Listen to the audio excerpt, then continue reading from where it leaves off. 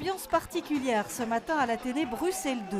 En respectant les mesures sanitaires, les élèves sont réunis pour poser toutes leurs questions sur le Covid à Vince et Lara de la SBL School Up et de Tarmac, aidés par le microbiologiste Emmanuel André.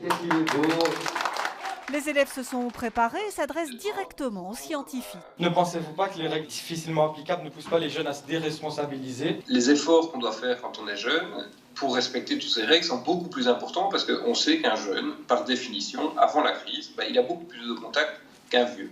Mesures contraignantes, vaccins, port du masque, troisième vague, aucun sujet tabou. Les jeunes trouvent réponse à leurs questions. La plupart des personnes n'ont pas de réponse à nous donner.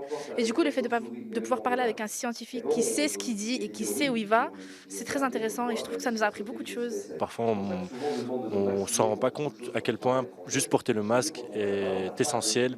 Vince et Lara font depuis quelque temps déjà le tour des écoles de la Fédération Wallonie-Bruxelles. Les rendez-vous festifs ont fait place à des rencontres plus sérieuses, mais qui donnent lieu à des échanges très enrichissants. C'est vraiment un moment assez important pour les élèves, surtout de pouvoir parler sans être jugés et de comprendre aussi pourquoi est-ce qu'on porte le masque, pourquoi est-ce qu'on doit encore poursuivre les gestes barrières. Ici à l'Athénée Bruxelles 2, les élèves se sont beaucoup investis en réalisant des ateliers en fonction de leur section, solutions hydroalcooliques, lavage des mains, avec le soutien de toute l'équipe encadrante. On a essayé de les sensibiliser par rapport à la crise sanitaire que nous vivons actuellement. On a trouvé ça très judicieux pour nos élèves de pouvoir poser des questions. Quelques fake news ont peut-être été démontés ce matin, quelques doutes effacés pour poursuivre avec les jeunes le long combat contre le Covid-19.